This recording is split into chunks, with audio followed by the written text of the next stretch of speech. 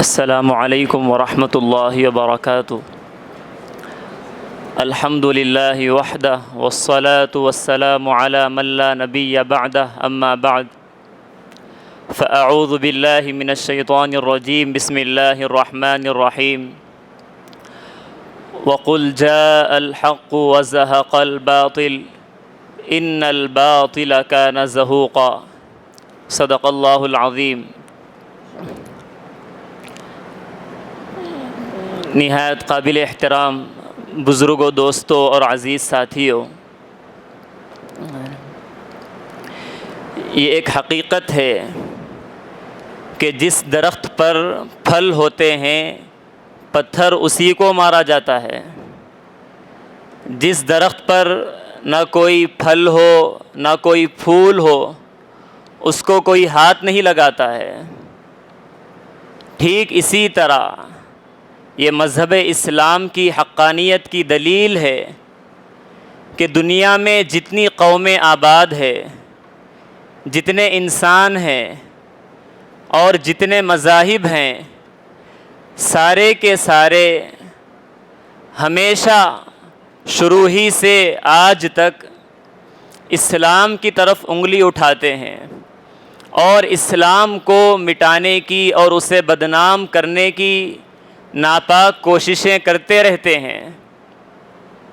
لیکن چونکہ اسلام کی جو تعلیمات ہے وہ بالکل حق ہے اور رسول اللہ صلی اللہ علیہ وسلم کی پاکیزہ زندگی اور مقدس تعلیمات ہی کا یہ اثر ہے کہ صرف 23 سال کے عرصے میں اسلام مکہ مکرمہ سے بڑے بڑے بر اعظموں میں ایشیا، افریقہ اور یورپ تک پہنچ گیا تھا کہ جس کی وجہ سے سارا عالم کفر بہت ناراض ہوا اور انہوں نے تبھی ہی سے یہ کوششیں شروع کر دی کہ کیسے اسلام کو بدنام کیا جائے اور لوگوں کے ذہنوں میں شکوک اور شبہات پیدا کیے جائیں۔ اس کے لیے ان کی 2 محنتیں ہیں۔ پہلی محنت تو یہ ہے کہ اسلام کے خلاف جب نفرت پھیلائی جائے گی اور اس کے خلاف شبہات پیدا کیے جائیں گے تو دوسرے مذہب کے ماننے والے اسلام میں داخل نہیں ہوں گے، اور جب اس طرح کے شبہات پیدا کیے جائیں گے تو جو پہلے ہی سے اسلام کے ماننے والے ہیں وہ اسلام سے بدظن ہو جائیں گے اور اسلام سے دور ہونا شروع ہو جائیں گے۔ اس پر ان کی محنتیں چل رہی ہے، تو اسی لیے وقفے سے وہ مستقل طور پر اسلام پر اعتراضات کرتے رہتے ہیں۔ اس مجلس میں 6 اعتراضات کے جوابات دیے جائیں گے۔ سب سے پہلا اعتراض ہے کہ اللہ کے نبی صلی اللہ علیہ وسلم نے نکاح کیے ہیں، اس پر وہ نعوذ باللہ یہ کہتے ہیں کہ یہ نبی عیش پرست تھے، یہ خواہشات پر چلنے والے تھے، اس لیے انہوں نے 11 نکاح کیے ہیں۔ لیکن اگر حقیقت کو دیکھا جائے، سیرت کا بغور مطالعہ کیا جائے تو معلوم ہوگا کہ اللہ کے نبی صلی اللہ علیہ وسلم نے اپنی جوانی کی عمر میں 25 سال کی عمر سے 50 سال کی عمر تک اپنے سے 15 سال کی جو بڑی خاتون ہے جس کی عمر 40 سال ہے اور وہ کنواری نہیں بلکہ 2 دفعہ بیوہ ہو چکی ہے، ایسی خاتون کے ساتھ اپنی جوانی کے لمحات کو گزارا ہے۔ اگر کوئی آدمی عیش پرست ہی ہو تو وہ ایسی خاتون کا انتخاب کیوں کرے گا؟ اور جو بقیہ نکاح کیے ہیں وہ زندگی کے اپنے آخر حصے میں بڑھاپے کے عمر میں کیے ہیں، اور سوائے حضرت عائشہ صدیقہ رضی اللہ تعالی عنہا کے جتنی بھی ازواج مطہرات ہیں وہ سب کی سب یا تو بیوہ خواتین ہیں یا طلاق شدہ خواتین ہیں۔ ان نکات پر غور کیا جائے۔ مکے کے لوگ تو بارہا اللہ کے نبی صلی اللہ علیہ وسلم کو یہ پیشکش کر چکے تھے کہ آپ اپنی دعوت سے پیچھے ہٹ جائیں، اگر آپ چاہیں تو ہم آپ کو اپنا سردار بنا لیں گے، اگر آپ چاہیں تو عرب کی جو سب سے خوبصورت خواتین ہیں ان کو آپ کے لیے حاضر کر دیا جائے گا، اگر عیش پرستی ہوتے نعوذ باللہ تو ان کے لیے یہ بہترین موقع تھا۔ لیکن اللہ کے نبی صلی اللہ علیہ وسلم نے انہیں صاف طور پر یہ جواب دے دیا کہ اگر ایک ہاتھ میں چاند رکھ دیا جائے اور ایک ہاتھ میں سورج بھی رکھ دیا جائے تب بھی میں اس دین کی دعوت سے پیچھے نہیں ہٹ سکتا۔ عفت اور عصمت کا جو نظام اللہ کے نبی صلی اللہ علیہ وسلم نے قائم کیا ہے، مردوں سے تو ہاتھ کے ذریعے سے بیعت کی جاتی تھی، لیکن عورتوں سے ہاتھ کے ذریعے سے بیعت نہیں کی جاتی بلکہ چادر کے ذریعے سے بیعت کی جاتی۔ انہیں صفوں میں درمیان میں اپنے قریب نہیں کھڑا کیا جاتا بلکہ انہیں بالکل مردوں کے اور بچوں کے آخر میں ان کی صفیں بنائی جاتی۔ اور دیگر جو نکاح کیے ہیں اللہ کے نبی صلی اللہ علیہ وسلم نے، وہ سب کے سب نکاح بہت ساری حکمتیں اور مصلحتوں کی بنا پر کیے ہیں۔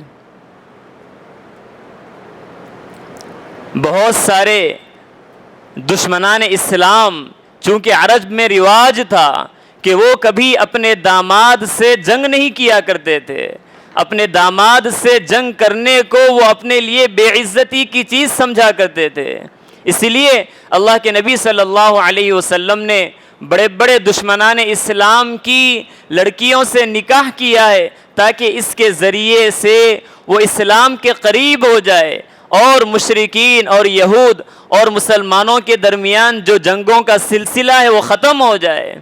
اس کے لیے ام حبیبہ رضی اللہ تعالی عنہ، جو ابو سفیان رضی اللہ عنہ، جو بہت بڑے دشمن اسلام تھے مشرکین میں سے، ان سے نکاح کیا تو وہیں پر وہ دشمنی ختم ہو گئی، اور یہودیوں میں سے حضرت صفیہ رضی اللہ تعالی عنہ سے نکاح کیا تو وہیں پر یہود کی دشمنی بھی ختم ہو گئی، اور نجد کے علاقے کی رہنے والی حضرت میمونہ رضی اللہ تعالی عنہ سے نکاح کیا تو پھر ایسے ایسے پاسبان اسلام میں داخل ہوئے، حضرت خالد بن ولید رضی اللہ تعالی عنہ، حضرت عمرو بن عاص رضی اللہ تعالی عنہ، جنہوں نے ملکوں کو فتح کیا ہے، ملکوں میں اسلام کی اشاعت کی ہے، ایسے ایسے لوگ اسلام میں داخل ہوتے چلے گئے۔ یہ حکمتیں اور مصلحتیں تھیں جس کی بنا پر اللہ کے نبی صلی اللہ علیہ وسلم نے یہ نکاح کیے ہیں۔ غزوہ احد جب پیش آیا تو 70 صحابہ وہاں پر شہید ہو گئے۔ یہ صرف شہید نہیں ہوئے بلکہ ان کے گھروں میں جو ان کی بیویاں تھیں وہ سب کی سب بے آسرا ہو گئی تھی، ان کا کوئی پرسان حال نہیں تھا۔ ایسے حال میں اللہ کے نبی صلی اللہ علیہ وسلم نے 3 ازواج مطہرات سے نکاح فرمایا، حضرت سودا رضی اللہ تعالی عنہ، حضرت ام سلمہ رضی اللہ تعالی عنہ اور حضرت زینب بنت خزیمہ رضی اللہ تعالی عنہ، تاکہ دیگر صحابہ کو ترغیب ہو جائے کہ یہ بے آسرا جو بیوہ ہیں ان کا تم آسرا بن جاؤ۔ سماج کا جو بہت بڑا اہم مسئلہ تھا، اللہ کے نبی صلی اللہ علیہ وسلم نے اس مسئلے کو اس طرح حل فرمایا ہے۔ یہ اللہ کے نبی صلی اللہ علیہ وسلم کے نکاح کرنے کے پاکیزہ اور مقدس مقاصد تھے، یہ نہیں کہ نعوذ باللہ عیش پرستی مقصود تھی۔ لیکن اسی کے ساتھ جو لوگ اعتراض کرتے ہیں، جن کے مکانات، جن کے محلات شیشے کے بنے ہوئے ہیں، وہ پتھر پھینک رہے ہیں کہ جن کی عمارت اور محلات بڑے بڑے مضبوط پتھروں سے بنے ہوئے ہیں، اگر پتھر واپس ہو جائے تو ان کا شیشے کا محل چکنا چور ہو جائے گا اور نیست و نابود ہو جائے گا۔ اگر یہ اعتراضات یہاں پر ہوتے ہیں تو ہم دیکھیں دنیا کے جو دیگر مذاہب ہیں اور ہمارے ملک کا جو بڑا مذہب ہے ہندو مذہب، ان کی مقدس شخصیات کا اگر آپ مطالعہ کرتے ہیں تو آپ کو معلوم ہوگا ان کے بھگوان ہیں واسو دیو، ان کی 16,100 بیویاں تھیں اور شری کرشن کے جو والد ہیں ان کی 16 بیویاں تھیں، اور جو شری کرشن ہیں ان کی 8 بیویاں تھیں، اور جو رام جی ہیں ان کے والد ہیں راجہ دشرت، ان کی بھی 3 بیویاں تھیں، اور اسی طرح راجہ پانڈو ہے ان کی بھی 2 بیویاں تھیں۔ اگر اعتراضات یہاں پر ہوتے ہیں تو وہاں پر بھی اعتراضات ہونے چاہیے۔ یہودی مذہب کا اگر آپ مطالعہ کریں گے ان کی مقدس کتابوں کا تو آپ کو معلوم ہوگا حضرت یعقوب کی 4 بیویاں تھیں، ان کی کتابوں کے مطابق حضرت داؤد کی 6 بیویاں تھیں، اور حضرت سلیمان کی 700 بیویاں تھیں اور 300 باندیاں تھیں۔ یہ ان کی کتابوں میں لکھا ہوا ہے۔ تو اعتراضات جب یہاں پر ہوں گے تو اعتراضات وہاں پر بھی ہوں گے۔ تو اسی لیے ہمیں ان ساری کتابوں کا، مذاہب کا مطالعہ کرنا چاہیے۔ ان کا تو مذہب اسلام سے کوئی موازنہ نہیں کیا جا سکتا ہے۔ ان مذاہب کا اپنے مذہب اسلام کے سامنے پیش کرنا ایسے ہی ہے جیسے سورج کو چراغ دکھانا، لیکن آدمی دن کو اس وقت تک نہیں سمجھ سکتا ہے جب تک کہ رات کو نہ دیکھے، اسی لیے یہ موازنہ کیا جا رہا ہے۔ مذہب اسلام کسی مذہب کے بارے میں برا بھلا کہنے کی اجازت نہیں دیتا ہے، ہم تو بس ایک موازنہ کر رہے ہیں اور انہی کی مذہبی کتابوں کے حوالے سے کچھ باتیں پیش کر رہے ہیں۔ دوسرا اعتراض ہے اس وقت جس کا شور چل رہا ہے کہ حضرت رسول اللہ صلی اللہ علیہ وسلم نے حضرت عائشہ صدیقہ رضی اللہ تعالی عنہا سے 6 سال کی عمر میں نکاح کیا ہے اور 9 سال کی عمر میں رخصتی ہوئی ہے۔ یہ بالکل صحیح روایت ہے، بخاری شریف میں موجود ہے، لیکن ہمیں سوچنا چاہیے اپنی جہالت کو اور صرف واٹس ایپ اور یوٹیوب کے ویڈیوز کو دیکھ کر فیصلہ کرنے کے بجائے تاریخ کا مطالعہ کرنا چاہیے۔ اگر پچھلے زمانے میں اگر دیکھا جائے اور وہ علاقے جہاں پر گرمی زیادہ ہوتی ہے، جہاں پر گرم غذائیں استعمال کی جاتی ہے، وہاں پر لڑکیاں جلد بالغ ہو جاتی ہیں، جلد بڑی ہو جاتی ہے۔ جو علاقے ایکویٹر اور خط استوا کے قریب ہیں وہاں پر جلد لڑکیاں بالغ ہو جاتی ہیں، اور میڈیکلی اعتبار سے بھی یہ بات ثابت ہو چکی ہے کہ لڑکی 9 سال کی عمر سے 10 سال کی عمر کے درمیان بالغ ہو سکتی ہے۔ لیکن کیا اللہ کے نبی صلی اللہ علیہ وسلم کا یہ نکاح کرنا یہ ازدواجی زندگی قائم کرنے کے لیے تھا، یا صرف اپنے درمیان یہ ریلیشن شپ قائم کرنے کے لیے تھا، یا کوئی اور مقصد تھا؟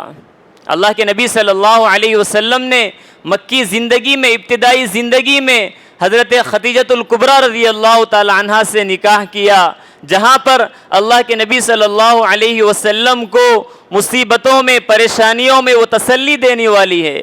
جہاں پر مال اور جان کی ضرورت پیش آئی تو حضرت خدیجۃ الکبریٰ رضی اللہ تعالی عنہا نے اپنا سب کچھ اللہ کے نبی صلی اللہ علیہ وسلم کے لیے قربان کر دیا۔ اس لیے اللہ کے نبی صلی اللہ علیہ وسلم ہمیشہ ان کی تعریف کیا کرتے تھے کہ جتنی مدد مجھے حضرت خدیجۃ الکبریٰ رضی اللہ تعالی عنہا نے کی ہے کسی اور نے نہیں کی ہے، جتنا نفع مجھے حضرت خدیجۃ الکبریٰ رضی اللہ تعالی عنہا کے مال نے پہنچایا ہے کسی اور کے مال نے اتنا نفع نہیں پہنچایا۔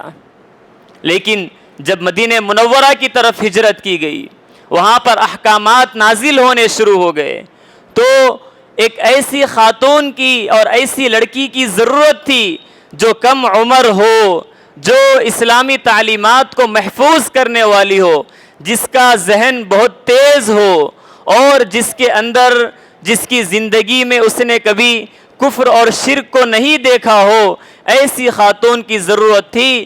تو اللہ تبارک و تعالیٰ نے حضرت عائشہ صدیقہ رضی اللہ تعالی عنہا کا انتخاب کیا ہے علوم کی حفاظت کے لیے، علوم کی اشاعت کے لیے، اللہ کے نبی صلی اللہ علیہ وسلم کے لیے۔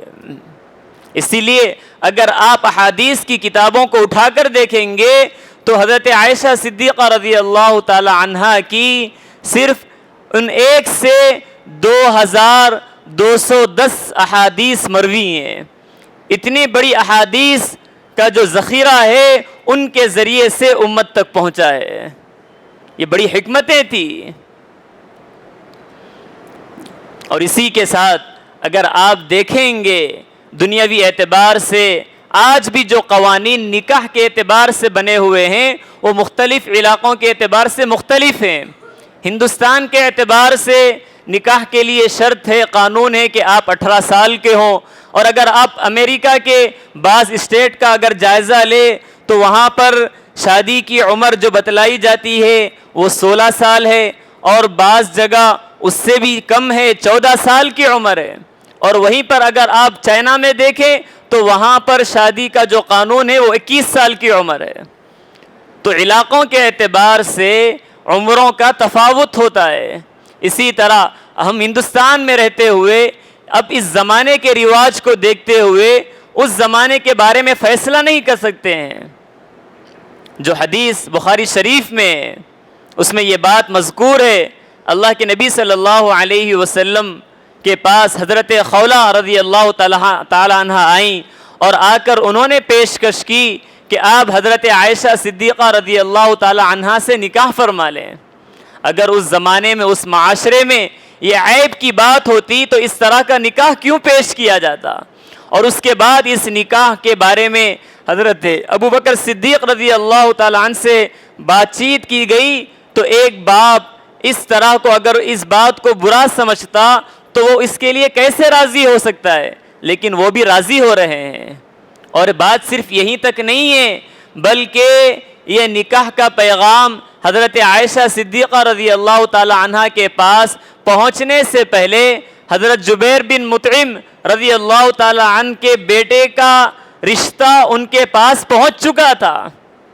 حضرت صدیق اکبر رضی اللہ تعالی عنہ نے اس وقت یہ بات کہی کہ پہلے سے ہمارے پاس ایک رشتہ آیا ہوا ہے، پہلے ہم ان سے بات کریں گے، اس کے بعد ہم آپ کو جواب دیں گے.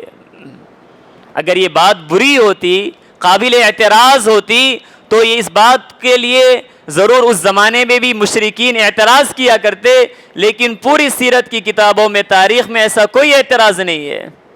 انہوں نے جا کر پوچھا تو جبیر بن مطعم رضی اللہ تعالی عنہ کی بیوی نے یہ بات کہی کہ یہ لوگ تو بے دین ہو چکے ہیں، اگر ان کی لڑکی کو ہم اپنے گھر میں لے کر آئیں گے تو ہمارا بچہ بھی بے دین ہو جائے گا، وہ بھی اسلام میں داخل ہو جائے گا، نہیں ہم اس رشتے کا انکار کر دیتے ہیں. اس کے بعد پھر حضرت عائشہ صدیقہ رضی اللہ تعالی عنہ کا نکاح اللہ کے نبی صلی اللہ علیہ وسلم سے ہوا ہے. اگر یہ نکاح زبردستی ہوتا، جیسے کہ ناپاک زبانوں سے وہ بے باک طور پر اپنی ناپاک زبانیں کھول رہے ہیں اور نازیبہ الفاظ کہہ رہے ہیں، اگر اس طرح کی بات ہوتی تو حضرت عائشہ صدیقہ رضی اللہ تعالی عنہ اس نکاح سے ہرگز خوش نہیں ہوتی تھی. لیکن آپ دیکھیں حضرت عائشہ صدیقہ رضی اللہ تعالی عنہ یہ بات فرماتی ہیں، جب ان سے شوال میں نکاح سے متعلق بات پوچھی گئی تو انہوں نے فرمایا کہ میرا نکاح شوال کے مہینے میں ہوا اور میری رخصتی بھی شوال کے مہینے میں ہوئی ہے. یہ مہینہ اگر منحوس ہوتا تو پھر میرا نکاح حضرت آقا صلی اللہ علیہ وسلم کے ساتھ نہیں ہوتا. میں تو دنیا کی سب سے بڑی خوش قسمت ہوں کہ میرا نکاح آقا رسول اللہ صلی اللہ علیہ وسلم کے ساتھ ہوا ہے.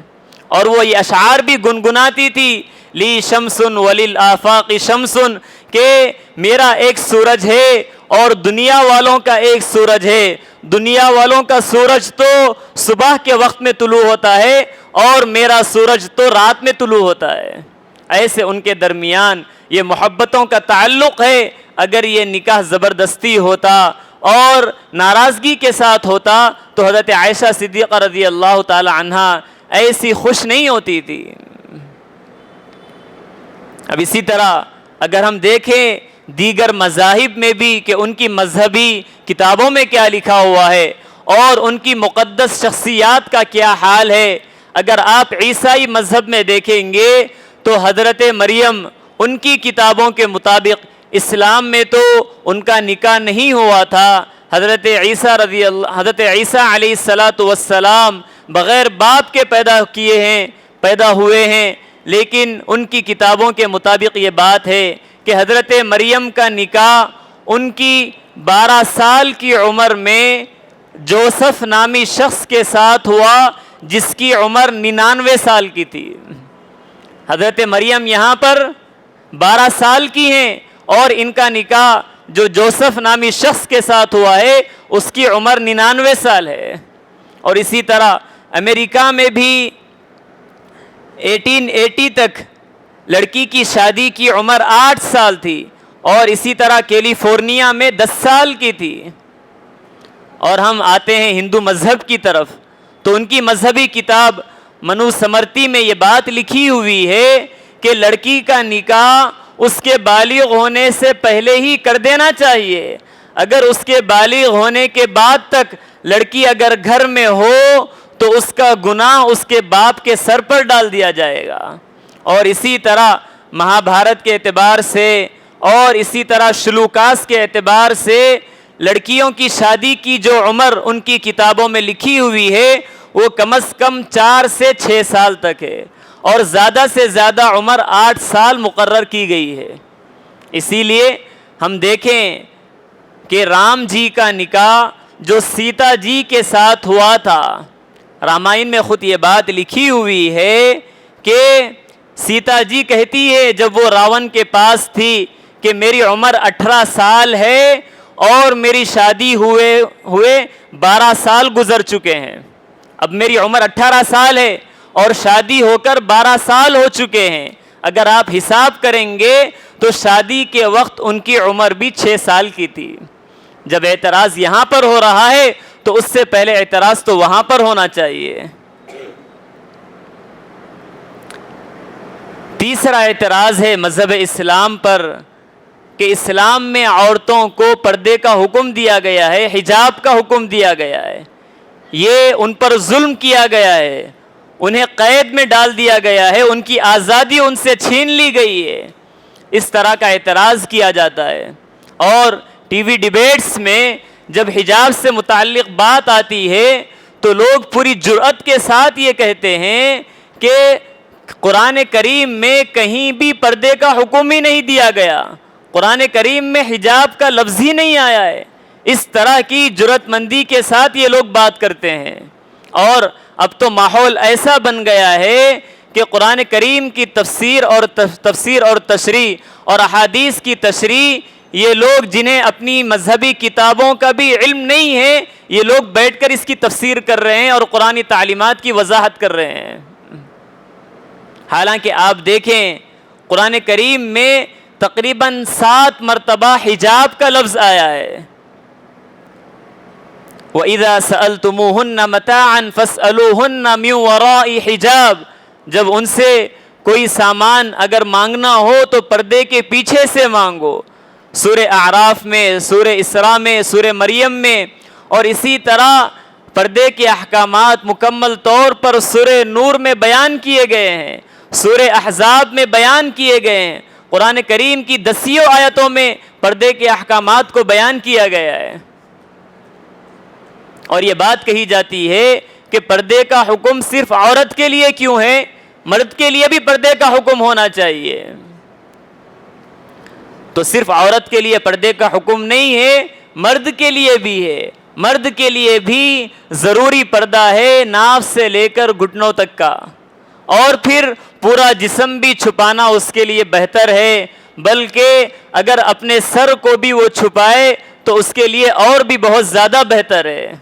اللہ کے نبی صلی اللہ علیہ وسلم ہمیشہ سر بھی ڈھانک لیا کرتے تھے، لیکن عورتوں کے لیے پردے کے سلسلے میں زیادہ اہتمام کیا گیا ہے، ان کے لیے زیادہ احکامات صادر کیے گئے ہیں، لیکن اس کا مطلب یہ نہیں ہے کہ اس کی وجہ سے انہیں قید کر دیا گیا ہے یا ان پر ظلم کیا گیا ہے، بلکہ آپ دیکھیں کہ اسلام نے ان کی عظمت کو بڑھا دیا ہے۔ اسلام میں عورتوں کی عظمت بہت زیادہ ہے، ان کے اندر چونکہ ایک لچک ہوتی ہے، ان کے اندر ایک کھینچنے کی کیفیت ہوتی ہے مقناطیسی، اسی لیے انہیں پردے میں رہنے کا حکم دیا گیا ہے۔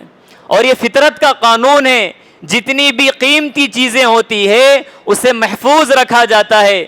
موتی سمندر کے کنارے پر نہیں پڑی ہوتی ہے، بلکہ موتی صدف کے اندر وہ سمندر کے تہ میں ہوتی ہے۔ پتھر کی چٹانیں تو ہر جگہ مل جائے گی، لیکن جو سونے کی چٹانیں ہوتی ہے وہ ہر جگہ نہیں ملتی ہے، اس کو تلاش کرنا پڑتا ہے۔ آدمی صرف اپنے جسم میں غور و فکر کر لے تو جو قیمتی اعضاء ہے انہیں ایسے ہی باہر نہیں چھوڑا گیا ہے، بلکہ انہیں محفوظ رکھا گیا ہے۔ آدمی کا دماغ کتنا قیمتی ہے، اس کے لیے ایک ہڈی کا ڈھانچہ تیار کیا گیا، اس کے اندر دماغ کو محفوظ کیا گیا ہے۔ دل بہت قیمتی چیز ہے، اس کے لیے ہڈیوں کا ایک پنجرا بنایا گیا ہے، اس کے اندر محفوظ کر دیا گیا ہے۔ آنکھیں کتنی قیمتی ہے، اسے ایسے ہی کھلے عام نہیں چھوڑ دیا گیا، اس پر پلکیں بنائی گئی تاکہ کوئی کچرا بھی اگر جانے لگ جائے تو وہ اسے روک دے۔ آدمی اسے آزادی کے خلاف نہ سمجھے۔ عام شہریوں کے لیے تو کوئی سیکورٹی نہیں ہے، کوئی ان کی حفاظت کے لیے کوئی دستہ نہیں ہے، لیکن ملک کا جو وزیر اعظم ہوتا ہے وہ کھلے عام نہیں پھرتا ہے، بلکہ اس کے لیے حفاظتی فوج ہوتی ہے جو ہر جگہ اس کے ساتھ ہوتی ہے۔ وہاں پر یہ بات نہیں کہی جاتی ہے کہ اسے تو قید کر دیا گیا ہے۔ آدمی اگر اسے قید سمجھتا ہے تو اپنی تجوریوں میں سونے جواہرات کو کیوں چھپا کر رکھ رہے ہو؟ ان کی ذلت، ان کی تذلیل کیوں کر رہے ہو؟ انہیں بھی نکال کر آپ باہر رکھو، اپنے سامنے کے کمروں میں رکھو، اپنے چبوتروں پر لا کر رکھ دو، لیکن آدمی اس کو تو بالکل محفوظ جگہ رکھتا ہے۔ لیکن جب عورتوں کی بات آتی ہے، ان کے حجاب سے متعلق بات آتی ہے، تو وہاں پر یہ بات کہی جاتی ہے کہ انہیں قید کر دیا جا رہا ہے، انہیں ذلیل کیا جا رہا ہے پردے میں رکھ کر۔ اصل یہ سارا کا سارا کھیل اس لیے رچا جاتا ہے کہ یہ اہل مغرب اور یہ نفس پرست اور خواہش پرست لوگ ان عورتوں کا استحصال کرنا چاہتے ہیں اور انہیں اپنی ہوس کا شکار بنانا چاہتے ہیں۔ کیا وجہ ہے کہ آپ یہاں پر تو عورتوں کے لیے تو آزادی کی بات کرتے ہیں کپڑے پہننے کے اعتبار سے، اور تجارت میں اگر آپ دیکھیں ایئر لائنز کا جو سارا عملہ ہے وہاں پر عورتوں کو تو مکمل کپڑے نہیں پہنائے جائیں گے، مرد کو مکمل کپڑے پہنائے جائیں گے، اور کھیل کے میدان میں بھی مرد تو پوری طرح کپڑے پہن کر رہے گا لیکن عورت مکمل کپڑے نہیں پہنے گی۔ اور ریسیپشنز پر اور مارکیٹوں میں ہر جگہ یہ دیکھا جاتا ہے کہ عورتوں کو وہاں پر بٹھایا جاتا ہے اور ان کا استحصال کر کے، ان کا استعمال کر کے اپنی تجارتوں کو چمکایا جاتا ہے اور اپنی تجارتوں کو بڑھاوا دیا جاتا ہے، اور انہیں ان نادان لڑکیوں کو، عورتوں کو اس جال میں پھنسا دیا ہے کہ تمہیں آزادی چاہیے، تم آزادی کا نعرہ لگاؤ۔ سمجھانا چاہیے کس قدر ان کا نقصان ہوتا ہے اگر انہیں پردے سے نکال دیا جائے۔ آپ دیکھیں جن ممالک میں پردہ نام کی کوئی چیز نہیں ہے، حیا کا لفظ ان کی ڈکشنریوں میں نہیں ہے، اگر ان کا آپ جائزہ لیں گے، آپ امریکہ میں دیکھیں ایف بی آئی کی رپورٹ کے مطابق 1990 میں روزانہ 1756 ریپ کے کیسز ہوتے تھے۔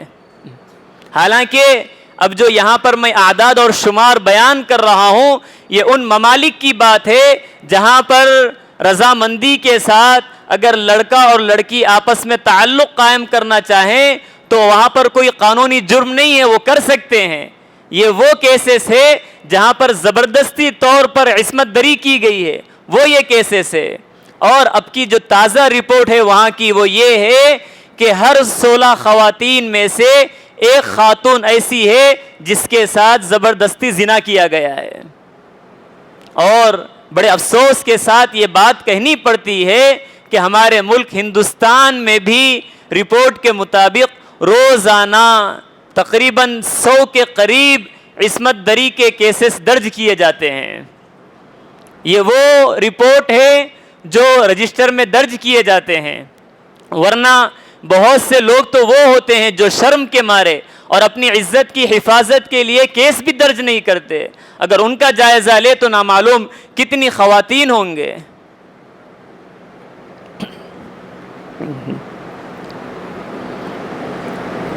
اور اسی طرح جو مسلم ممالک ہے آپ اگر دیکھیں، اگرچہ کہ وہاں پر اسلامی طور پر پوری طرح سے حکومت قائم نہیں ہے، لیکن ایک حد تک وہاں کی خواتین پردہ کرتی ہے، تو جو ٹاپ 10 جہاں پر سب سے زیادہ زنا کا رواج ہے، جہاں پر سب سے زیادہ یہ جرم ہوا ہے، ان ممالک کی جب فہرست نکلتی ہے تو اسلامی ممالک جو تقریباً 57 ہیں، ان ممالک میں سے کسی بھی ملک کا نام ان میں سے نہیں آیا۔ ان میں کینیڈا اور آسٹریلیا اور برطانیہ اور بدقسمتی سے ہندوستان کا بھی نام ہے، لیکن اسلامی ممالک میں سے بھی کسی کا ملک نہیں ہے۔ کیا وجہ ہے؟ وجہ صرف یہی ہے کہ وہاں پر کسی درجے میں پردے کا اہتمام ہے۔ چونکہ یہ بات واضح ہے، ایک چھوٹا سا بچہ بھی سمجھ سکتا ہے کہ چاکلیٹ اگر بغیر کور کے رکھا ہوا ہے تو وہاں پر ضرور مکھی بیٹھے گی۔ حضرت حکیم الامت حضرت حکیم اختر صاحب رحمۃ اللہ علیہ نے یہ واقعہ بیان کیا ہے کہ ٹرین میں ایک پروفیسر اپنے اسٹوڈنٹس کے ساتھ سفر کر رہے تھے، انہوں نے 2 لیمو باہر نکالا اور نکال کر ایک لیمو کو کاٹا اور اس کے بعد شاگردوں سے یہ پوچھا کہ بتاؤ ان 2 لیموں میں کیا فرق ہے؟ انہوں نے کہا کہ یہ بھی لیمو ہیں، یہ بھی لیمو ہیں، لیکن انہوں نے جواب دیا کہ ہاں یہ صرف لیمو ہیں اور یہ لیمو ہیں، لیکن یہ کٹا ہوا ہونے کی وجہ سے تمہارے منہ میں پانی بھی آ رہا ہے اس کے ساتھ میں۔ یہی حال ہوتا ہے کہ جو خواتین پردے میں ہوتی ہے ان کی عزت محفوظ ہوتی ہے، اور جو خواتین پردے کا اہتمام نہیں کرتی ہے وہ ان کی عزت محفوظ بھی نہیں ہوتی ہے۔ یہ بات کہی جاتی ہے کہ پردے میں رکھنے کی وجہ سے آج وہ ترقی نہیں کر پا رہی ہیں، وہ پیچھے رہ رہی ہیں، انہیں پردے سے باہر نکالا جائے تاکہ وہ بھی ترقی کرے، تاکہ وہ بھی آگے بڑھے۔ یہ بالکل نامعقول بات ہے، بلکہ پردے کا اہتمام کرنے سے ان کے لیے ترقی کے میدان اور بھی بڑھ جائیں گے۔ آپ اگر سوچیں اسلامی تعلیمات کے مطابق ان کا سیکشن الگ کر دیا جائے اور مردوں کا سیکشن الگ کر دیا جائے، ان کے الگ اسکول قائم کیے جائیں، ان کے الگ اسکول قائم کیے جائیں، تو ان کو پڑھانے کے لیے خواتین کی ضرورت پیش آئے گی، اور وہاں پر کام کرنے کے لیے بھی خواتین کی ضرورت پیش آئے گی، اور ان کی اگر مارکیٹس بھی الگ کر دیے جائیں تو وہاں پر بیچنے والی بھی خواتین ہو، اور وہاں پر خریدنے جانے کے لیے بھی وہاں پر بھی خواتین ہو، اور ہاسپٹلس میں بھی یہ نظام قائم کر دیا جائے کہ عورتوں کے لیے الگ ہاسپٹلس اور مردوں کے لیے الگ ہاسپٹلس، تو وہاں پر ڈاکٹرز کی ضرورت خواتین کی پیش آئے گی۔ اور اس طرح اگر دنیا کا نظام قائم کر دیا جائے تو اس طرح سے تو ان کی ترقی کے میدان اور بھی بڑھ جائیں گے، وہ ترقی سے پیچھے نہیں ہٹیں گے بلکہ دن بدن بڑھتی چلی جائیں گی۔ یہ حقیقتیں ہیں، اسے سمجھنا چاہیے۔ عجیب مسئلہ ہے، پردے سے متعلق کو تو قانون بنانے کی باتیں کی جاتی ہے، لیکن جو ہمارے ہندوستان میں بالکل بغیر کسی کپڑے کے ننگے گھومتے ہیں، ان کے لیے کوئی قانون نہیں بنتا ہے، ان پر کوئی اعتراض نہیں کرتا ہے۔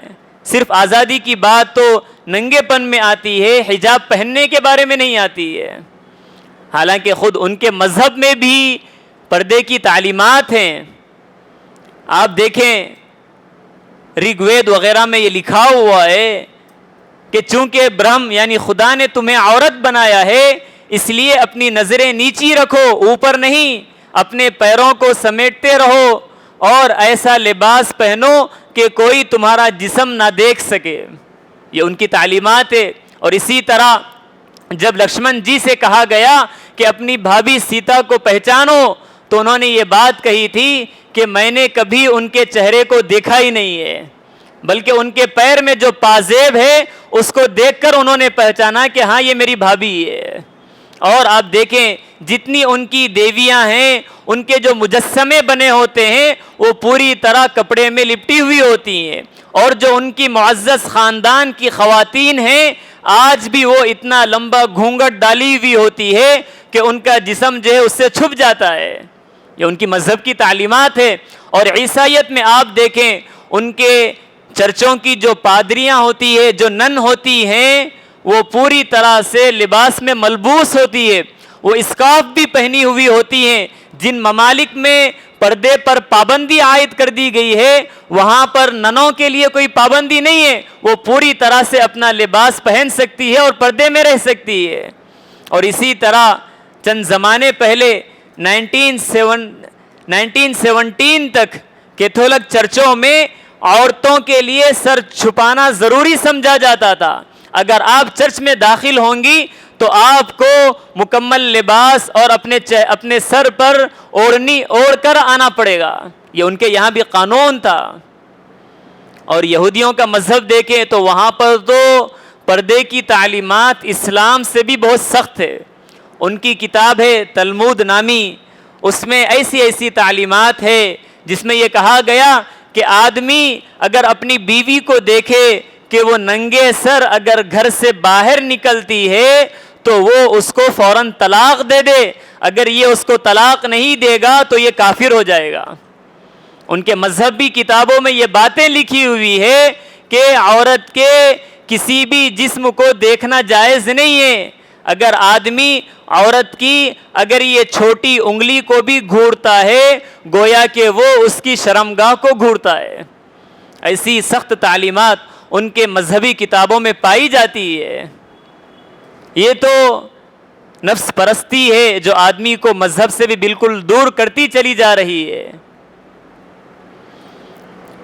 اس کے بعد چوتھا اعتراض ہے جہاد سے متعلق۔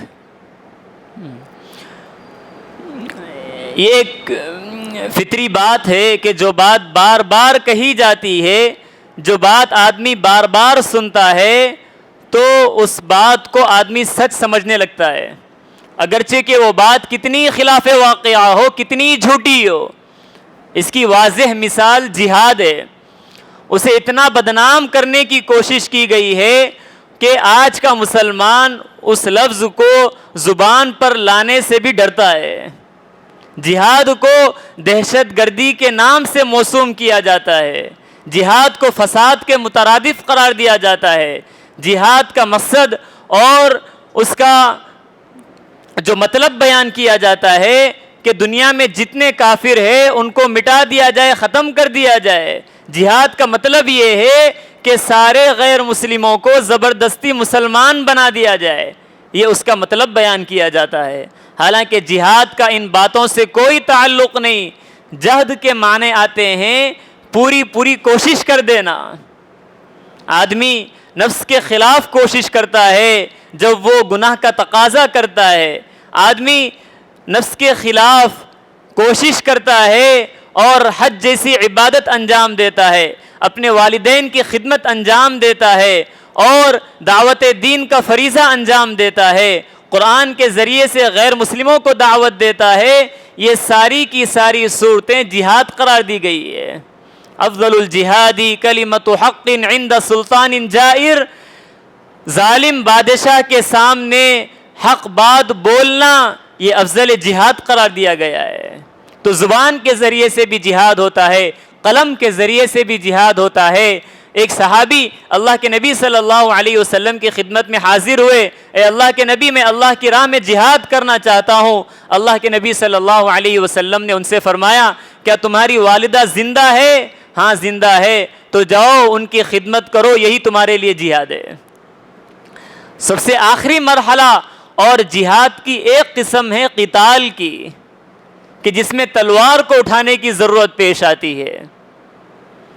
یہ بات بڑے زور اور شور کے ساتھ یہ لوگ پیش کرتے ہیں کہ قرآن کریم میں یہ بات کہی گئی کہ جہاں کہیں بھی کوئی کافر مل جائے تو اس کو قتل کر دو۔ حالانکہ آپ دیکھیں اسلامی جو تعلیمات ہیں، کافروں کی 3 قسمیں ہیں۔ ایک قسم ہے وہ کافر جو اسلامی مملکت میں، اسلامک کنٹری میں امن حاصل کر کے ویزا لے کر رہتے ہیں، ایسے کافروں کو ذمی کہا جاتا ہے، یعنی ان کی جان اور مال کی ذمہ داری مسلمانوں پر ہوتی ہے۔ اور دوسرے کافر وہ ہوتے ہیں جو اسلامک کنٹری میں نہیں بلکہ اپنے غیر مسلم ملک میں رہتے ہیں، لیکن اس ملک کا اسلامی ملک کے ساتھ معاہدہ ہے، اگریمنٹ ہے کہ یہ دونوں ایک دوسرے کے ساتھ جنگ نہیں کریں گے، ایک دوسرے کے ساتھ امن و امان کے ساتھ رہیں گے۔ تو ایسے کافروں کو معاہدین کہا جاتا ہے، جن کے ساتھ عہد اور معاہدہ ہوتا ہے۔ تو ایسے دونوں کافروں سے متعلق اسلامی تعلیمات یہ ہیں کہ دماؤہم کا دمائنا اموالہم کا اموالنا، کہ ان کا خون بھی مسلمانوں کے خون کی طرح ہے، ان کے مال اور جائیداد مسلمانوں کے مال اور جائیداد کی طرح ہے۔ اگر کسی ذمی کو مسلمان قتل کرے گا تو اس کے بدلے میں مسلمان کو بھی قتل کر دیا جائے گا۔ ایسے حقوق اسلام انہیں دیتا ہے۔ تیسری قسم کے کافر لوگ وہ ہیں جو غیر اسلامی ملک میں رہتے ہیں اور ان کا مسلمانوں کے ساتھ کوئی معاہدہ نہیں ہے، بلکہ وہ لوگ ہر حال میں اس فکر میں ہوتے ہیں کہ کیسے اسلام کو مٹا دیا جائے اور مسلمانوں کو نقصان پہنچایا جائے۔ جیسے مکے میں یہ لوگ نقصان پہنچایا کرتے تھے، اللہ کے نبی صلی اللہ علیہ وسلم کے غلاموں کو تپتی ریت پر لٹا دیتے تھے، انگاروں پر لٹایا جاتا تھا، چٹان رکھی جاتی تھی، کانٹے بچھا دیے جاتے تھے، اللہ کے نبی صلی اللہ علیہ وسلم پر اونٹ کی اوجڑی ڈال دی جاتی تھی، گردن پر پیر اس طرح رکھ دیا کہ زبان باہر آنے لگ گئی، لیکن ان سب کے باوجود وہاں پر جہاد کا حکم نہیں دیا گیا۔ اسلامی ملک، اسلامی ریاست مدینہ منورہ قائم ہونے کے بعد وہاں پر حکم دیا گیا، جو سب سے پہلی آیت نازل ہوئی ہے سورہ حج کی، اذن للذین یقاتلون بانہم ظلموا، کہ اب مسلمانوں کو اجازت دی جاتی ہے کہ وہ ظلم کے خلاف جہاد کرے اور قتال کرے۔ یہاں پر یہ بات سوچنے کی ہے کہ یہاں پر یہ بات کہی گئی کہ جہاد جو کیا جاتا ہے وہ ظلم کے خلاف میں کیا جاتا ہے، کفر کے خلاف میں نہیں کیا جاتا۔ ہر کافر سے جہاد نہیں کیا جاتا ہے، بلکہ ظالموں سے جہاد کیا جاتا ہے۔ جو کافر ظالم نہیں ہوں گے ان کے لیے تو قرآنی تعلیمات یہ ہیں کہ جو کافر تم سے قتال نہیں کرتے ہیں، تمہیں تمہارے ملک سے ظلماً باہر نہیں نکالتے ہیں، تو اللہ تبارک و تعالیٰ تمہیں نہیں روکتے ہیں کہ تم ان کے ساتھ حسن سلوک کرو۔ تم کر سکتے ہو، ان کے ساتھ اچھا سلوک کر سکتے ہو، ان کے ساتھ اچھا برتاؤ کر سکتے ہو۔ عجیب پروپیگنڈا کیا جاتا ہے کہ یہ اسلام جو پھیلایا گیا ہے یہ پورا کا پورا تلوار کے ذریعے سے پھیلایا گیا ہے۔ کتنی بے حقیقت بات ہے۔ تو پھر جو ہاتھ تلوار چلا رہے ہیں وہ ہاتھ والے کس تلوار کے بلبوتے پر اسلام میں داخل ہوئے ہیں؟ ان پر کون سی تلوار چلائی گئی تھی؟ اسپین میں تقریباً 800 سال تک مسلمانوں نے حکومت کی ہے۔ اگر چاہتے تو پورا اسپین کو مسلمان بنا دیتے، لیکن وہاں پر ایسا نہیں کیا۔ اور جب عیسائیوں کا اسپین پر قبضہ ہو گیا تو انہوں نے مسلمانوں کا ایسا صفایا کیا کہ کوئی ایک مسلمان بھی وہاں پر ایسا نہیں تھا جو آزادی کے ساتھ اذان دے سکے۔ خوب ہندوستان ملک میں تقریباً 900 سال، 1000 سال تک مسلمانوں نے حکومت کی ہے۔ جب طاقت تھی، اگر چاہتے تو یہاں پر پورے غیر مسلموں کو نیست و نابود کر سکتے تھے، لیکن آج دیکھیں ملک کی اکثریت 80% آبادی غیر مسلموں کی ہے۔ انڈونیشیا اور ملیشیا میں کون سی اسلامی فوج گئی تھی، کون سے وہاں پر مجاہدین گئے تھے، لیکن آج سب سے زیادہ مسلمانوں کی تعداد انڈونیشیا اور ملیشیا میں ہے۔ امریکہ میں ایک سروے کے مطابق اگر آپ دیکھیں گے تقریباً پچھلے 50 سال کے عرصے میں سب سے زیادہ مذہب جو پھیلا ہے وہ مذہب اسلام پھیلا ہے۔ آج کے دور میں کون سی جنگ ہو رہی ہے، آج کے دور میں کون سا جہاد ہو رہا ہے، لیکن ان ساری باتوں کو پسے پش ڈال دیا جاتا ہے۔ حالانکہ اسلام تو کوئی تشدد کی اجازت نہیں دیتا ہے۔ اگر جہاد کا مطلب صرف کافروں کا صفایا کر دینا ہوتا تو اللہ کے نبی صلی اللہ علیہ وسلم تقریباً غزوہ بدر میں 70 غیر مسلم کافر قیدی بن کر آئے تھے، ان سب کا قتل نہیں کیا ہے، بلکہ انہیں ان کے ذریعے سے تعلیم حاصل کی گئی، بچوں کو یہاں پر پڑھوایا گیا، اس کے بعد ان کو آزاد کر دیا گیا۔ غزوہ حنین میں تقریباً 700 بلکہ اس سے بھی بڑی تعداد، بلکہ 6000 غیر مسلم کافر قیدی یہ بنا کر لا لیے گئے تھے۔ ان 6000 کو اللہ کے نبی صلی اللہ علیہ وسلم نے قتل نہیں کیا، بلکہ ان سے 1 روپیہ بھی لیے بغیر ان سب کو آزاد کر دیا ہے۔ فتح مکہ میں سب کو معلوم ہے کہ سارے کے سارے کافر پوری طرح سے قابو میں آ چکے تھے، اور ان میں ایسے لوگ تھے جنہوں نے مسلمانوں پر ظلم کیا تھا، لیکن پھر بھی وہاں پر اللہ کے نبی صلی اللہ علیہ وسلم نے سب کے لیے معافی کا اعلان کر دیا ہے۔ اگر ان حقائق کو دیکھا جائے تو پھر کوئی آدمی اس جہاد پر اعتراض نہیں کر سکتا ہے، اور اس کے برخلاف اگر آپ دیکھیں گے اعتراض کیا جاتا ہے کہ 24 آیتیں قرآن کریم سے نکال دی جائیں، کیونکہ اس میں جنگ کی تعلیمات دی جاتی ہے، قتل و غارت گری کی تعلیمات دی جاتی ہیں۔ آپ اٹھا کر دیکھیں ان کی ساری مذہبی کتابوں کو، رام اور رامائن کی جو کتاب ہے، جو مہا بھارت ہے، وہ ساری کی ساری تو جنگ کی بھیانک کہانی ہے، اور آپ گیتا اٹھا کر دیکھیں تو ساری کی ساری وہ کوروں اور پانڈوؤں کے درمیان جو جنگ ہوئی تھی اس سے بھری پڑی ہے۔ اس میں کیسی تعلیمات ہے، جب ان سے شری کرشن نے ارجن سے یہ کہا تھا کہ تم ان کے خلاف جنگ لڑو، تو وہ لڑنے کے لیے تیار نہیں تھے، تو اس وقت شری کرشن نے ارجن کو ابھارا اور ان سے کہا کہ تم ان سے قتال کرو، ان سے جنگ کرو اور ان سب کا صفایا کر دو۔ کیوں؟ اس لیے کہ کوئی آدمی ہمیشہ کے لیے نہیں مرتا ہے، اگر اس کو تم مار دو گے تو پھر وہ دوسرا جنم لے گا، اور اس کو بھی مار دو گے تو وہ تیسرا جنم لے گا، وہ صرف جسم بدلتے رہے گا، اس کی روح نہیں بدلے گی۔ جیسے آدمی کپڑے بدلتا ہے اسی طرح اس کا وہ جسم بدلتے رہے گا، مارنے میں کوئی قباحت نہیں ہے۔ اور اسی طرح یہ شری کرشن ارجن سے کہتے ہیں کہ تم انہیں مار دو، انہیں قتل کر دو، انہیں مارنے میں کوئی برائی نہیں ہے، کیونکہ ہر انسان کو ایک نہ ایک دن مرنا ہی ہے۔ اب اگر یہ اب مرتے ہیں تو مر جائیں، ورنہ ایک نہ ایک دن انہیں مرنا ہی ہے، اس لیے ان سب کو مار دو۔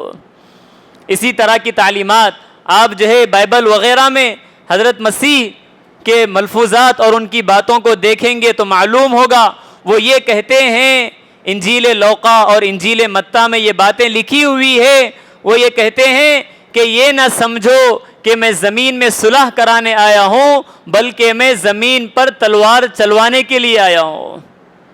اور اسی طرح ایک دوسری جگہ وہ کہتے ہیں کہ تم اپنی پوشاک اور اپنے کپڑوں کو بیچ کر تلواریں خریدو اگر تمہیں ضرورت پیش آ جائے۔ یہ حضرت مسیح ان کی کتابوں کے مطابق اپنے متبعین کو کہتے ہیں۔ تو اسی لیے اگر وہ جاہل لوگ صرف اپنی مذہب کی کتابوں کو بھی پڑھ لیتے تو اسلام پر اس طرح کے اعتراضات نہیں کرتے۔ 5واں اعتراض ہے طلاق سے متعلق۔ اس میں بھی یہ باتیں کہی جاتی ہے کہ اسلام میں عورتوں پر بہت بڑا ظلم کیا گیا ہے، ان میں عورتوں کو طلاق دے دی جاتی ہے، اور بالکل اس کا غلط مطلب بیان کیا جاتا ہے۔ نکاح ایک بالکل پائیدار رشتہ ہے۔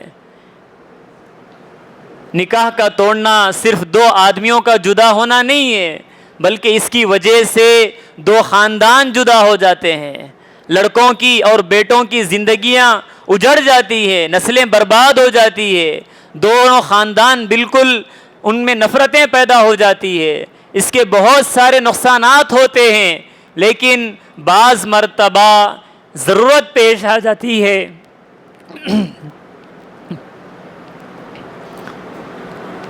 کہ ان کا آپس میں زندگی گزارنا بہت مشکل ہو جاتا ہے۔ کبھی ایسا ہوتا ہے کہ مرد ظالم بن جاتا ہے، غلط عادتوں میں پڑ جاتا ہے، نشے کی عادت ہے، عورت پر ظلم کرتا ہے۔ اگر عورت کے لیے اس کے چھٹکارے کی کوئی شکل نہ بنائی جائے تو اس پر اس سے بڑا ظلم ہوگا۔ اور اسی طرح بعض مرتبہ عورت بدچلن ہوتی ہے، اس کے تعلقات اجنبیوں کے ساتھ ہوتے ہیں، ایسی باتیں پیش آ جاتی ہے کہ جس کی بنا پر ان دونوں کا زندگی گزارنا یہ جہنم کی زندگی سے کم نہیں ہوتا ہے۔ اسی لیے شریعت میں یہ بات کہی گئی، ابغض الحلال عند اللہ الی اللہ الطلاق، کہ جتنی حلال چیزیں ہیں ان حلال چیزوں میں سب سے ناپسندیدہ حلال یہ طلاق ہے۔ اور جو کوئی عورت بغیر کسی وجہ کے اگر اپنے شوہر سے طلاق کا مطالبہ کرتی ہے تو پھر وہ جنت کی خوشبو بھی نہیں سونگھ سکتی۔ اس قدر وہ جنت سے دور کر دی جائے گی۔ لیکن جیسے آدمی بیت الخلاء جانا کوئی پسند نہیں کرتا ہے، لیکن ضرورت پیش آ جائے تو وہاں پر جانا پڑتا ہے۔ کوئی آدمی اپنے جسم پر چاقو وغیرہ چبھونا اور جسم کی سرجری کروانا اس کو پسند نہیں کرتا ہے، لیکن جب آدمی بیمار ہو جائے تو اسے سرجری کی ضرورت پیش آ جاتی ہے۔ اسی طرح اگر یہ طلاق کا دروازہ نہیں کھولا جائے گا تو اس سے بڑی بڑی مصیبتیں اور اس سے بڑے بڑے پریشانیاں وجود میں آ جائے گی۔ پھر آپ کو اخبارات میں یہ خبریں پڑھنی پڑ جائے گی کہ فلاں علاقے میں فلاں مکان میں ایک عورت نے پھانسی دے کر اپنی خودکشی کر لی ہے، فلاں عورت نے اپنے آپ کو آگ سے جلا لیا ہے۔ حالانکہ وہ نہیں جلا لی ہے، اس نے پھانسی نہیں دی لی ہے، اس کے شوہر نے اسے پھانسی دی ہے، اس کے شوہر نے اسے جلا دیا ہے، کیونکہ ان کے مذہب میں طلاق نام کی کوئی چیز نہیں ہے۔ یہ عدالتوں نے اور ملک کے لوگوں نے، عدالتوں نے ایسے قانون بنا دیے ہیں کہ بالکل طلاق مشکل کر دیا ہے۔ اسی لیے جن مذاہب میں طلاق کا کوئی تصور نہیں ہے ان کی مذہبی کتابوں میں، لیکن بالآخر ان لوگوں نے طلاق کی گنجائش نکال لی ہے۔ ہندو مذہب میں کوئی طلاق کا تصور نہیں ہے، 7 پھیرے لیتے ہیں آگ کے تاکہ ہمارا جو ساتھ ہوگا 7 جنموں تک ہوگا۔ اور اسی طرح عیسائی مذہب میں بھی یہ بات ہے، وہ یہ کہتے ہیں کہ جسے خدا نے جوڑا ہے اسے تم نہ توڑو، لیکن پھر بھی ان کے یہاں بھی یہ اجازت دے دی گئی ہے کہ آپس میں وہ طلاق دے لیتے ہیں۔ سوال یہ کیا جاتا ہے کہ طلاق کا حق صرف شوہر کو کیوں ہے، بیوی کو بھی دینا چاہیے؟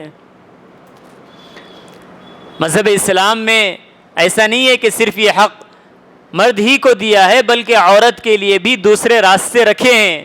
تفویض طلاق کی صورت رکھی ہے کہ عورت شروع ہی سے یا پھر جو ہے مرد سے یہ حق لے سکتی ہے کہ اگر تم مجھ پر ظلم کرو گے تو میں اپنے آپ کو طلاق دے لوں گی۔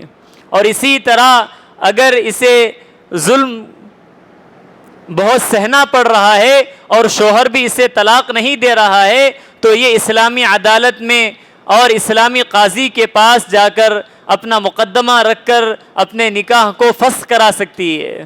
اور اسی طرح تیسری شکل خلا کی ہے کہ وہ مرد سے طلاق کا مطالبہ کر کے مہر کو معاف کروا کر یا اس طرح کی کوئی شکل پیدا کر کے وہ نکاح سے علیحدگی اختیار کر سکتی ہے۔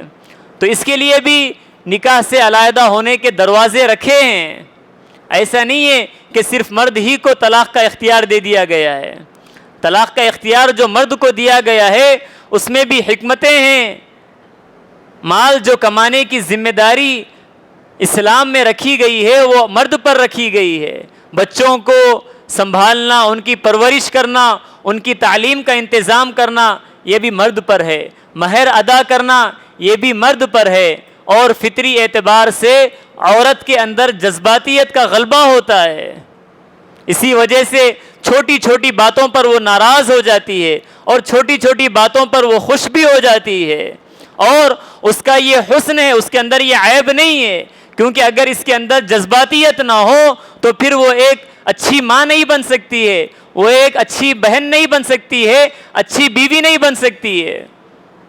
آپ نے دیکھا ہوگا، دیکھتے ہی ہیں کہ رات کے وقت میں بھی اگر بچے اٹھ کر رونا شروع کر دیں، چیخنا چلانا شروع کر دے تو اس وقت میں باپ تو اپنی کروٹ بدل کر وہ سو جاتا ہے، لیکن یہ ماں اٹھتی ہے اور فوراً سے اس کو چپ کرانے کی کوشش کرتی ہے، اس کے لیے دودھ کا انتظام کرتی ہے، کھانے کا انتظام کرتی ہے اور محبت کے ساتھ اسے سلا دیتی ہے۔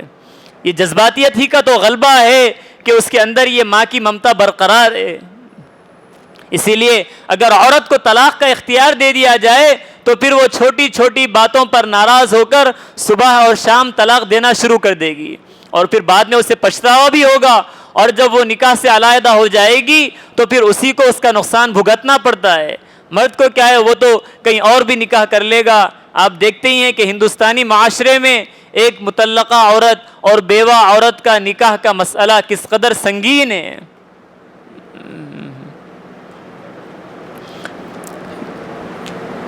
طلاق کا مطلب یہ بتلایا جاتا ہے کہ بس مرد کام کاج سے گھر پر پہنچتا ہے اگر کوئی اس سے انبن ہو جاتی ہے تو فوراً دھڑام سے بس فوراً جو ہے 3 مرتبہ جو ہے طلاق طلاق کہہ دیتا ہے اور اپنی بیوی کو وہ طلاق دے دیتا ہے.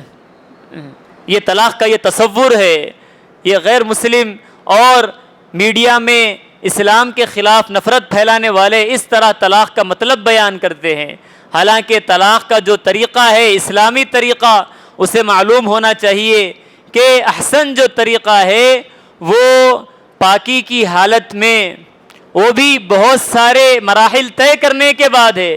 سب سے پہلے ان دونوں کے درمیان جب انبن ہو جائے تو مرد اپنی بیوی کو نصیحت کرے فَعِظُوهُنَّ وَاهْجُرُوهُنَّ فِي الْمَضَاجِعِ کہ سب سے پہلے نصیحت کرے, اور جب نصیحت بھی وہ کارگر نہ ہو تو پھر اپنے بستر کو علیحدہ کر لے, الگ سو جائے. جو شریف عورتیں ہوتی ہے اس پر اس کا بوجھ پڑتا ہے. اگر اس سے بھی نہ سدھرے تو پھر ہلکی سی مسواک جیسی چیز سے اس کو تنبیہ کرے, اس کو مارے. ایسا نہیں کہ اس کا سر پھوڑ دے یا اس سے جو خون نکلنا شروع ہو جائے, ہڈیاں ٹوٹ جائے, اس طرح کی تنبیہ نہیں بلکہ ہلکی سے. اور اگر اس پر بھی بات نہ بنے تو پھر دونوں خاندانوں کے جو ذمہ دار حضرات ہیں ان کو بٹھایا جائے گا اور بیٹھک کر کے یہ ایک دوسرے کو ہرانے کے جذبات کے ساتھ نہیں بلکہ رشتوں کو جوڑنے کے لیے اور دونوں کے درمیان سمجھوتا کرنے کے لیے یہ بیٹھک بٹھا کر ان دونوں کو سمجھانے کی کوشش کی جائے گی. اگر اس پر بھی نہ ہو تو پھر اب یہ مرحلہ آتا ہے کہ عورت کی پاکی کے زمانے میں آدمی اسے 1 مرتبہ طلاق دے اور طلاق دے کر چھوڑ دے. جب 3 مہینے گزر جائیں گے, 3 حیض اس کے گزر جائیں گے تو اس کے بعد وہ عورت اس سے علیحدہ ہو جاتی ہے. اور اس زمانے میں مرد اگر چاہے گا کہ دوبارہ اپنی بیوی سے تعلق قائم کر لے تو پھر یہ رجوع کر سکتا ہے. اور پھر اسی جگہ عورت کے لیے بھی یہ تعلیمات ہے کہ وہ ان زمانے میں بن سور کر رہے تاکہ مرد اس کو دیکھ کر اس کے قریب ہو جائے اور طلاق کے ارادے کو ختم کر دے. یہ سارے مراحل طے کرنا پڑتا ہے, اس کے بعد آدمی کو طلاق دینی پڑتی ہے. ایسا نہیں ہے کہ بس بیٹھے ہوئے ہیں, کھانا کھاتے ہوئے کھانے میں سالن میں کچھ نمک کی کمی آ گئی تو اس کی بنیاد پر وہ اس کو طلاق دے رہا ہو. ایسی کوئی اسلامی تعلیمات نہیں ہے. اور پھر 1 مرتبہ طلاق سے ہی جدائیگی ہو جاتی ہے. دوسرا جو حسن طریقہ ہے, ایک پاکی میں 1 مرتبہ طلاق دی جائے, پھر دوسرا جب پاکی کا زمانہ آتا ہے اس وقت جو ہے دوسری مرتبہ طلاق دی جائے, اور جب تیسرا پاکی کا زمانہ آتا ہے تو اس میں تیسری مرتبہ طلاق دی جائے. اس کے بعد یہ عورت اور یہ مرد ان دونوں کے درمیان ہمیشہ کے لیے علیحدگی ہو جاتی ہے. اتنا عرصہ گزرنے کے بعد اب یہ زمانہ گزر گیا, ان دونوں کے درمیان علیحدگی ہو گئی, اب ان دونوں کا آپس میں نکاح نہیں ہو سکتا ہے. اب اس کے بعد اگر یہ عورت کسی اور مرد سے نکاح کر لیتی ہے, نکاح کر لینے کے بعد کبھی ایسا ہو جائے کہ ان کے درمیان بھی نا اتفاقی ہو جائے تو پھر ان کے ساتھ بھی یہ سارے مراحل طے کیے جائیں گے. وہاں پر بھی نصیحت ہوگی, وہاں پر بھی بستر الگ کیا جائے گا, وہاں پر بھی تنبیہ کی جائے گی, وہاں پر بھی بیٹھکیں ہوں گی. اس کے بعد پھر 3 مہینوں تک یہ طلاق کا سلسلہ چلے گا. اس کے بعد اگر پھر یہ عورت اپنے پہلے شوہر کے ساتھ نکاح کرنا چاہے تو پھر اب یہ اس کے ساتھ نکاح کر سکتی ہے. حالانکہ ایسا تو کبھی واقعہ نہ اس تاریخ میں سننے کو ملا ہے, نہ اس طرح کے کبھی واقعات پیش آتے ہیں. اور اسی کو مذہب اسلام میں حلالہ کہا جاتا ہے, جو بالکل بغیر کسی معاہدے کے, بغیر کسی اگریمنٹ کے اس طرح کا ایک واقعہ پیش آیا ہو.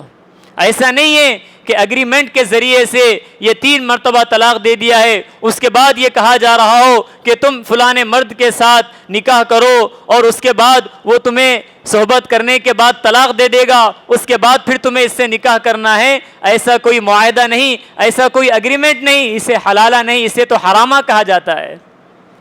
یہ تو ایسے کرنے والوں پر اللہ اور اس کے رسول کی لعنت برستی ہے. ایسی کوئی مذہبی تعلیمات نہیں ہے, اسلام کی تعلیمات نہیں ہے, لیکن پروپیگنڈا کیا جاتا ہے. ابھی جب مطالعہ کر رہا تھا تو اس میں ہندو کتابوں کی جو منو شاستر ہے اس کے باب نمبر 9 اور اشلوک نمبر 59 میں یہ بات لکھی ہوئی ہے. اور اسی طرح ان کے جو مشہور عالم ہے دیانند جی، وہ اپنی کتاب ستیہ پرکاش میں لکھتے ہیں کہ ان کے یہاں ایک عمل ہے نیوگ کا. نیوگ کا مطلب یہ ہوتا ہے کہ اگر کوئی عورت بے اولاد ہے، اس کے شوہر سے اس کو اولاد نہیں ہو رہی ہے، تو اسے اس بات کی اجازت ہے کہ وہ اولاد حاصل کرنے کے لیے اپنے دیور کے ساتھ یا اپنے جیٹ کے ساتھ مباشرت کر سکتی ہے اور اس کے ساتھ صحبت کر سکتی ہے. یہ اس کی اجازت ہے.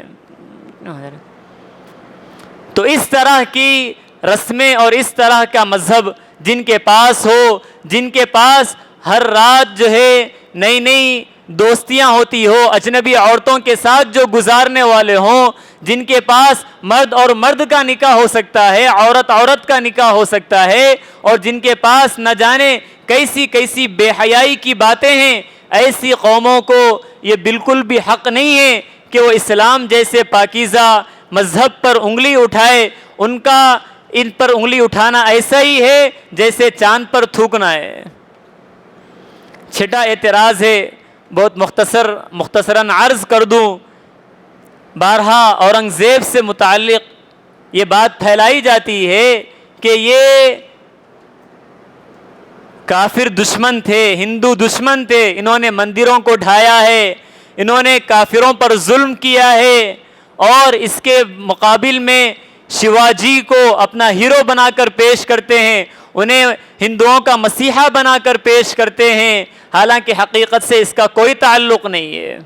ان کے درمیان جو جنگیں ہوئی ہے یہ مذہبی جنگیں نہیں تھی، بلکہ یہ بادشاہی اعتبار سے، حکومت اعتبار سے جنگیں تھی. اورنگزیب نے کوئی بھی بات یہ مستند اعتبار سے نہیں پہنچی ہے کہ انہوں نے کسی مندر کو ڈھایا ہو، کسی مندر کو توڑا ہو، سوائے ایک مندر کے جو وشوناتھ کی مندر ہے کاشی کی، اس مندر کو توڑنے سے متعلق ایک بات معتبر ہے، باقی کوئی اور بات معتبر نہیں ہے. اور وہاں سے متعلق بھی یہ بات ہے کہ ایک مرتبہ وہ بنگال کی طرف سفر کر رہے تھے، ہندو راجاؤں نے یہ کہا کہ ہماری یہاں پر مقدس مندر ہے، یہاں پر رانی یہ غسل کرنا چاہتی ہیں، وہاں پر ان کے لیے ٹھہرا گیا. اور جب رانیاں غسل کرنے کے لیے گئیں، اس کے بعد جب کافی دیر ہو گئی، کئی رانیاں واپس نہیں آئی، تو جب ان کا جائزہ لیا گیا اور اس مندر میں تلاشی لی گئی تو وہاں پر ایک تہخانہ نکلا، جس کے اندر جا کر دیکھا گیا تو وہاں پر رانیوں کے ساتھ زنا کر لیا گیا تھا اور وہیں پر ان کا قتل کر دیا گیا تھا. اس کے بعد ان راجاؤں نے مطالبہ کیا تھا کہ یہ مندر جو مقدس جگہ ہے، ان لوگوں نے اس کو ناپاک کر دیا ہے، اس مندر کو ڈھا دیا جائے، اب یہاں پر کوئی پوجا نہیں کی جائے گی. ان لوگوں کے کہنے پر اورنگزیب نے یہ حکم دیا کہ یہاں کی جو مورتیاں ہیں انہیں ادب اور احترام کے ساتھ دوسری جگہ منتقل کر دیا جائے اور اس مندر کو ڈھا دیا جائے. یہ ایک واقعہ ہے، اس کے علاوہ کوئی اور واقعہ معتبر انداز سے نہیں پہنچا ہے. اور جہاں پر انہوں نے اس مندر کو توڑا ہے، اسی طرح گولکنڈہ کی جو تانا شاہی حکومت تھی وہاں پر ایک مسجد کو بھی ڈھایا ہے. جب انہوں نے جو ٹیکس بھیجنا تھا دلی حکومت کو وہاں پر نہیں بھیجا اور وہ سارا کا سارا خزانہ ان لوگوں نے زمین میں دبا کر اس پر مسجد کو تعمیر کر دیا، تو اورنگزیب نے اس مسجد کو توڑوایا اور خزانہ نکال کر غریبوں میں تقسیم کر دیا. 50 سال تک انہوں نے جب حکومت کی ہے اور پورے اتنے بڑے ملک پر اور رقبے پر جب حکومت کی، سارا زور تھا، اگر چاہتے تو ہندوستان کی کوئی مندر باقی نہیں رہتی تھی. یہاں پر قطب شاہی جو حکومت ہے یہاں پر بھی انہوں نے تقریباً 25 سال تک یہاں دکن کے علاقے میں انہوں نے یہاں پر قیام کیا ہے. یہاں پر قریب میں اجنتا ایلورا کی جو مندریں ہیں اگر چاہتے تو اس کو بھی وہ توڑ سکتے تھے، لیکن وہ آج تک بھی باقی ہے. ساری چیزیں یہ بالکل واضح ہیں، آپ خود مطالعہ کریں. بی این پانڈے جو تاریخ لکھنے والے ہیں ان کی کتابیں ہیں اورنگزیب سے متعلق، اور اسی طرح گیان چندر ہیں، ان کی بھی جو کتابیں ہیں، بلکہ انہوں نے یہ بہت سارے سروے کیے گئے اور جتنی ہندوستان میں مندریں ہیں وہاں پر جائزہ لیا گیا اور ان کے پاس جو دستاویزات ہیں وہ حاصل کیے گئے، تو یہ بات ملی ہے کہ اس مندر کو بہت بڑا دان دینے والے، اس مندروں میں پوجا کرنے کے لیے جو گھی جلایا جاتا تھا اس کو دینے والے، اور وہاں کے پنڈتوں کو جائیداد دینے والے اور ان سے ٹیکسوں کو معاف کرنے والے، یہ صرف اور صرف اورنگزیب رحمۃ اللہ علیہ ہیں۔ اس کی دستاویزات ان کے پاس آج بھی موجود ہے۔ اسی طرح شیواجی کا بھی یہی حال ہے۔ ان کی آپ خاندان کا بھی اگر جائزہ لے، یہ بات بتا کر میں اپنی بات کو ختم کروں، ان کے دادا ہیں شاہ، ان کے دادا کا بہت گہرا تعلق تھا صوفیوں کے ساتھ اور اولیاء اللہ کے ساتھ۔ اس زمانے میں شاہ شرف نامی ایک بہت بڑے بزرگ تھے، یہ شیواجی کے دادا ان کے بہت ہی معتقد اور مرید تھے۔ اس کی علامت یہ ہے کہ ان کے دادا نے اپنے دونوں بیٹوں کا نام ان بزرگ کے نام سے رکھا۔ ایک بیٹے کا نام اس نے شاہ جی رکھا اور دوسرے بیٹے کا نام شرف جی رکھا۔ ان بزرگ کا نام شاہ شرف تھا تو اپنے بیٹوں کا نام شاہ جی اور شرف جی رکھا، اور شاہ جی کا بیٹا ہے شیواجی۔ اور ان کی جو فوج تھی اس میں بھی تقریباً 35% مسلمان تھے جو مختلف گروہوں کے ذمہ دار تھے اور فوج کے ذمہ دار تھے۔ تو آپ خود ان کتابوں کا مطالعہ کر سکتے ہیں، آپ کو معلوم ہوگا کہ ان لوگوں کے درمیان جو جنگیں ہوئی ہیں یہ کوئی مذہبی نہیں تھی، بلکہ یہ حکومتی جنگیں تھی اور زمینی جنگیں تھی۔ ایک واقعہ میں بیان کر دوں، یہ سارے اعتراضات بیان کرنے کے بعد کہ ہم اپنے تعلق کو علماء کے ساتھ مضبوط کریں۔ آدمی کا دین ہلاک اور برباد ہو جاتا ہے دو وجہوں سے، ایک شبہات کی وجہ سے اور دوسرے شہوات کی وجہ سے، اور شہوات اس کا علاج ہوگا بزرگوں کی صحبت سے، اور جو شبہات ہے، جو دل میں اسلام کے خلاف اعتراضات اور جو کانٹے ہیں، یہ آدمی کے دور ہوں گے علماء کی صحبت سے۔ حضرت مفتی عزیز الرحمان صاحب رحمۃ اللہ علیہ دارالعلوم دیوبند کے بڑے مفتی ہیں، قرآن کریم کی تلاوت کرتے ہوئے اس آیت پر پہنچے وَأَن لَيْسَ لِلْإِنسَانِ إِلَّا مَا سَعَىٰ، کہ انسان کے لیے وہی ثواب ملے گا جو وہ عمل کرتا ہے، کسی دوسرے کا ثواب اس کو نہیں ملے گا۔ جب انہوں نے یہ آیت پڑھی تو ان کے دل میں یہ خیال آیا کہ دیگر احادیث میں تو یہ بات ملتی ہے کہ اگر کوئی آدمی نیک عمل کرتا ہے اس کے بعد اس کا ثواب اپنے مرحومین کو یا دوسروں کو پہنچاتا ہے تو اس کا ثواب دوسروں کو پہنچتا ہے، لیکن یہ آیت یہ بتلا رہی ہے کہ انسان کو وہی ملے گا جو اس نے کوشش کی ہے۔ جیسے ہی یہ دل میں شبہ پیدا ہوا تو اسی رات وہ چلتے ہوئے دیوبند سے غالباً گنگوہ پہنچے، اور جب رات میں نکلے چلتے چلتے تہجد یا فجر کے وقت وہاں پر پہنچے، وہاں پر رشید احمد گنگوہی رحمۃ اللہ علیہ وضو فرما رہے تھے۔ پوچھا کہ مفتی صاحب کیا بات پیش آ گئی کہ یہ رات آپ یہاں پر پہنچ گئے؟ تو انہوں نے جواب دیا کہ حضرت میں قرآن کی تلاوت کر رہا تھا، یہ سوال دل میں پیدا ہوا کہ آدمی کے لیے وہی ہے جو وہ کوشش کرتا ہے، حالانکہ احادیث میں یہ بات ملتی ہے کہ ایصال ثواب بھی ہے، ثواب آدمی کو دوسروں کا بھی پہنچتا ہے۔ تو حضرت نے جواب دیا کہ مفتی صاحب قرآن کریم کی جو آیت ہے وہ باب الایمان سے ہے، اور احادیث میں جو بات ہے وہ باب الاعمال سے ہے۔ یعنی آدمی اگر میں ایمان لاتا ہوں تو میرا ایمان دوسرے کو فائدہ نہیں پہنچائے گا، لیکن اعمال کے بارے میں یہ بات ہے کہ میں کوئی نیک عمل کرتا ہوں ایمان لانے کے بعد اور دوسرے مسلمان کو اس کا ثواب پہنچاتا ہوں تو اس کا ثواب پہنچ جاتا ہے۔ یہ بات انہوں نے سنی اور وہیں پر اپنے شبہے کو دور کیا اور واپس آ گئے۔ دیکھنے کی بات ہے کہ ان مفتی صاحب کے دل میں جب یہ شبہ پیدا ہوا، جب اعتراض پیدا ہوا تو وہ رات وہ قیام کرنا اور سونا بھی انہوں نے گوارا نہیں کیا۔ نامعلوم اس شبہے کے ساتھ، اس کانٹے کے ساتھ میں سو جاؤں اور اسی حال میں میری روح قبض کر دی جائے اور میں کل قیامت کے دن اللہ کے سامنے حاضر ہوں اور قرآن کریم کی ایک آیت سے متعلق میرے دل میں شبہ ہو اور اعتراض ہو تو نامعلوم میں اللہ کی بارگاہ میں مومن بنا کر اٹھایا جاؤں گا یا کافر بنا کر اٹھایا جاؤں گا۔ آج کتنے اعتراضات اور کانٹے ہمارے دلوں میں بوئے جا رہے ہیں، لیکن کیا میں ان اعتراضات کو دفع کرنے کی اور ان کو حل کرنے کی کوشش کر رہا ہوں یا نہیں کر رہا ہوں، یا ویسے ہی بے بسی کے ساتھ بے حسی کے ساتھ میں اپنی زندگی میں لگا ہوا ہوں؟ تو اسی لیے ہمیں اپنے تعلق کو علماء کرام کے ساتھ مضبوط کرنا چاہیے اور ان شبہات کو دور کرنا چاہیے۔ اللہ تبارک و تعالی سارے ملک میں امن و امان کو قائم فرمائے اور سارے عالم میں دین کا اور اسلام کا بول بالا فرمائے۔ آمین وآخر دعوانا ان الحمدللہ رب العالمین۔ جمال الوجود بذكر الإله وتصفو الحياة بنور هداه جمال الوجود بذكر الإله وتصفو الحياة